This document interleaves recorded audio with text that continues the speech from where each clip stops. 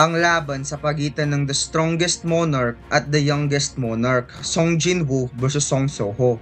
Matapos ang napakalakas na suntok ni Soho against Shadow Soldier, kaagad nagpakita sa itaas ang pinakamalakas sa lahat, si Song Jinwoo na nakasakay kay Kaizel. Sa pagbaba ni Jinwoo, nagkaroon nito ng napakalakas na impact dahil sa lakas ng kanyang kapangyarihan, at dito'y naghanda na rin si Soho para sa malaking laban since alam niyang ito ang kanyang huling kalaban. Umaapaw ang napakatinding kapangyarihan ni Jinwoo habang kinukuha niya ang dalawang dagger. Napansin ni Soho ang dagger at first time niyang makita ang isang humanoid monster na humahawak ng dagger, kaya baka pwede nila itong mapag-usapan. Subalit hindi nga sumagot ang kanyang kalaban at bigla na lang nag-appear ang gate sa likod nito. Kaya napagtanto ni Soho kahit hindi pa natatalo ang kanyang kalaban, nagpakita na ang gate. Ibig sabihin, ito na ang final test. Kapag matatalo niya ang kalabang ito, makakauwi na siya sa tunay na mundo. Naghanda si Soho para sa isang malakas na atake at dito'y sabay na wala ang dalawa sa kanilang kinatatayuan at gamit ang kanilang weapon, dagger versus gunlet, sabay itong nagsalpukan at gumawa ng napakalakas na energy waves.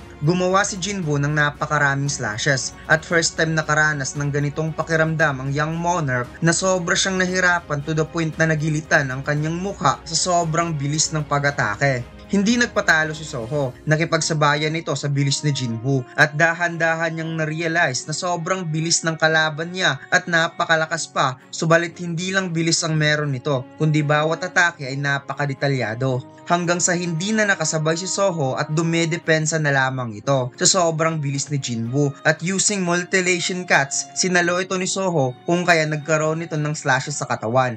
Na-realize ng Young Monarch kung ilang panahon pa ang kanyang tatarbahuin at bingit ng kamatayan ng kanyang mararanasan bago niya maabot ang ganitong klaseng skills. Tumagos ang Young Monarch sa malaking bato, ngunit kaagad itong nakabalik sa kanyang balanse at sinabi niyang hindi siya pwedeng matalo sa pagkakataon na ito dahil ang kanyang stats ay tumaas na at ang kanyang fighting skills ay nade-develop na rin, na kahit lamang ng stats ang kalaban hindi siya magpapatalo. Kung kaya sumalakay si Soho at naghanda ng napakalakas na atake upang tapusin kaagad ang laban, habang si Jinwoo nag-antay lamang sa gagawing atake ng kanyang anak. Subalit hindi pa nakatama si Soho, nakaranas na ito ng napakaraming slashes at nagmimistulang hangin lamang si Jinwoo habang dumadaan si Soho. Nagkaroon ng maraming slashes ang braso ng Young Monarch at wasak ang napakatibay na gunlet nito, kaya nakaramdam siya ng panginginig sa kamay dahil sa damage na natanggap niya. Ngunit hindi pa naman wasak ang isa niyang gunlet, kaya muli niyang sinubukang umatake at naisip niya kung nagiging malakas lang siya kagaya ng kanyang kalaban. Pasimpleng iniwasan ni Jinwoo ang atake at hinawakan niya ang ulo ng kanyang anak at tinanong kung masaya ba ang game.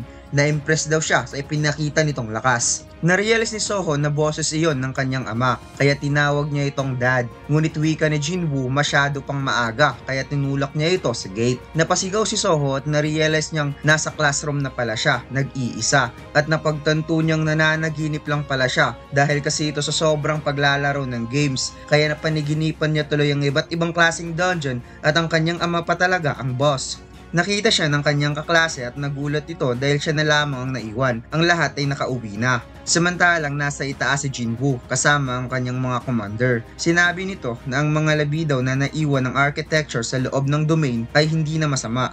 Natanong ni Igris kung pwede na bang ibalik ang kapangyarihan ng Young Monarch. Nasubukan na daw nila ito noon, subalit sa pagkakataon na ito yung first time na nakarating ang Young Monarch sa kinaroroonan ng kanyang ama. Kaya naniniwala siyang nakapasa sa pagsusulit ang Young Monarch. Tinanong ni Jinwoo kay Igris kung mananalo kaya sila against Monarch of Destruction kung nagre-rely lang siya sa lakas ng kanyang kapangyarihan. Kahit gaano pa kalakas ang isang nilalang, tatakas pa rin ito kung nalalagay ito sa mahirap na sitwasyon. Ang pagmamadali na kalabanin ng isang napakalakas na kalaban na hindi pinag-iisipan ay hahantong lamang ito sa pagkatalo.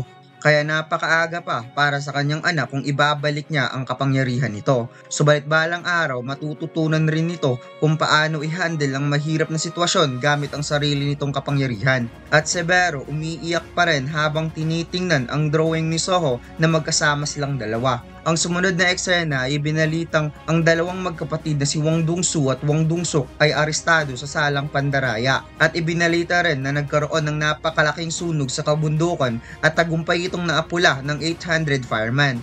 Habang nakaupo si Baek Kyunho, biglang inilagay sa kanyang mukha ang isang napakalamig na water bottle. Nagulat siya at ang tubig na ito ay binigay pala ng kanyang captain. Habang tumitingin siya sa itaas, bigla lang niyang napansin ang isang napakalaking ibon sa himpapawid, ngunit wika ng kanyang captain, isa yang airplane. Lumipat ang eksena sa isang malaking gusali. Ipinakitang walang imik ang chairman na si Yoo Jin-ho kahit ini-inform sa kanya na ipapublish na ang bagong virtual video games at ang kailangan na lamang nito ay ang title. Hindi pa rin umiimik si Jin-ho at sa pagpasok niya sa opisina, kaagad niyang isiniwalat at isinigaw sa mga office staff na buntis ang kanyang asawa. Kaya kinongratulate si Jin-ho ng kanyang mga tauhan. Sa sobrang saya ni Jin-ho, pinangalanan niya ng Beautiful World ang title ng kanilang bagong virtual video game. Nagalit ang kanyang mga tauhan dahil ang title ay parang hindi pinag-iisipan. Dito pa naman nakasalalay ang company sa bagong release na video game. Kaya na-realize ni Jinho na napakapangit pala niya magbigay ng pangalan. Kaya tatanungin na lamang niya si Jinwoo kung ano ang ipapangalan niya sa kanyang anak. At sinabi niya na hindi na kailangan mag-alala pa ang kanyang mga tauhan dahil ang kanilang mga investor ang magsisettle nito. Dahil kahit si Choi Jong-in ay nag-invest sa kanilang kumpanya. Samantalang gumagawa ng scrapbook ang ama ni Jinho. Inilagay niya ang isang article na ang chairman ng Agent Software Company na si Yoo Jin-ho ay magkakaroon na ng unang anak. Kaya't dito'y sinabi niya na gusto niyang makita soon ang kanyang apo. Pagkatapos ipinakita ang isang gate sa kalangitan na unti-unti nang magbubukas. Lumipat ang eksena sa isang gate at sinabi ng narrator na walang nakakaalam kung kailan magsisilitawan ng mga gate kaya ang mga tao ay nanginginig sa takot at nananalangin na hindi ito magbubukas. Subalit may mga taong handang lumaban sa mga kinakatakutan na kilala bilang Hunter. Ang sumunod na eksena ay pinakitang mayroong tumawag sa Hunter Association Support Department. Pinagalitan ng isang agent, sinabi daw niya na huwag ipadala si Mr. Song subalit pinapadala pa rin ito. Kaya nagtataka ang agent kung sino si Mr. Song at sinabi niyang baka mayroong error sa proseso ng paggawa ng team.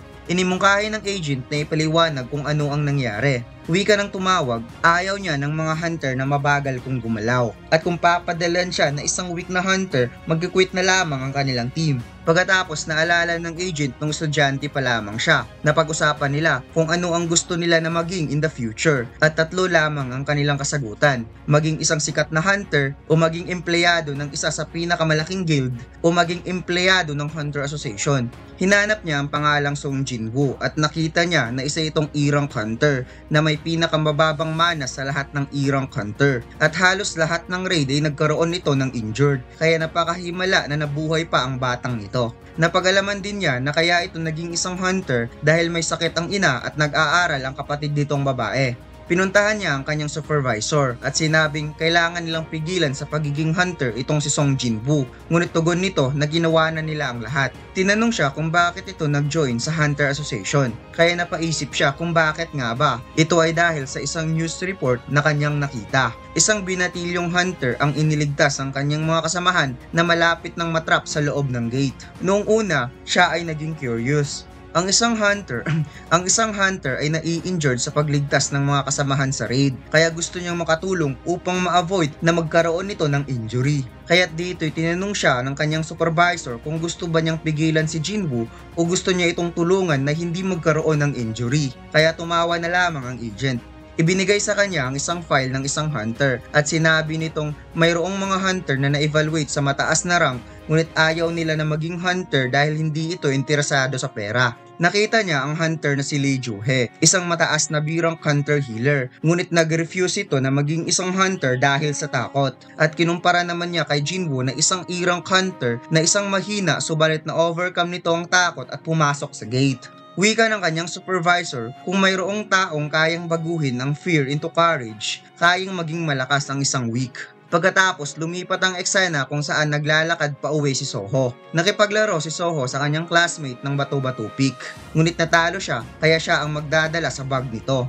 Napansin ni Soho na may kakaiba sa kalangitan at tinanong ng kanyang classmate kung ano ang meron. Wika ng ating bida, wala lang naman. Pagkatapos ipinakita si Kaizel na lumilipad sa kalangitan na may sakay na dalawang tao. Sinabi ni Cha Hae-in na matagal na rin silang hindi nagkita at binuksan ni Jinwoo ang kanyang 16th anniversary gift para sa kanyang asawa. Wika nito, bumalik muna ang kanyang asawa sa bahay dahil andyan lang naman siya sa paligid. Sagot ni Cha Hae-in, alam niyang hindi magtatagal ang kanyang asawa at hihintayin niya ito. Napangiti ang ating bida habang tinitingnan niya ang kanyang asawa na hinatid pa uwi ni Kaizel sa bahay at dito'y pumasok na si Jinwoo sa malaking gate upang bumalik sa Dimensional Rift at bago siya pumasok tinawag niya muna ang mga Major Shadow Soldier. Pagkatapos ipinakita ang tatlong white flames nung nakapasok si Soho sa Dimensional Rift. Naisip ni Soho nung nakita niya ang pintuan, mayroong malakas na monster na magpakita at pwede siyang mamatay. However, kung hindi naman niya susubukan, hindi niya malalaman kung ano ang meron sa loob. Ngunit bumalik nga si Soho at may dalawang white flames na lamang ang natitira at naisip niyang ilang araw na siyang nandito. Gustong gusto niya nang umuwi sa bahay. Muli siyang natalo ni Igris at isang white flame na lamang ang natitira. At dito'y sinabi niya sa kanyang sarili na kailangan niyang tumayo. Kahit isang chance na lamang ang natitira, ayaw niyang matalo ng ganito dahil gusto niyang maging malakas. At kahit anong meron na nasa loob ng pintuan ay kanyang kakalabanin. At dito lang nagtatapos ang solo leveling side story. Up next natin mga lods, Kaiju number 8.